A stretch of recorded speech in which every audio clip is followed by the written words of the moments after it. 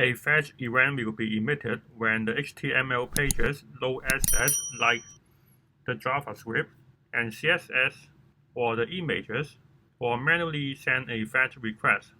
The service worker stores the asset for the future, and when offline, the service worker can intercept the fetches and look for the resources in the cache.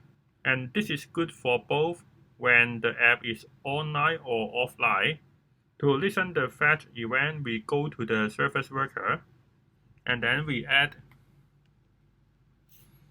self.add event listener, and then fetch, and then we log the event here, and the event has the information of that fetch request.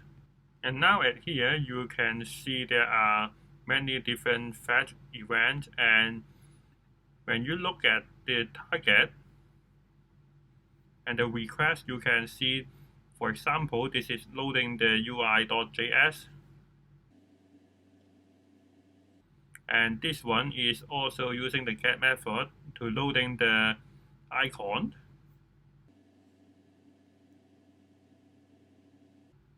So this is how to listen the fetch event.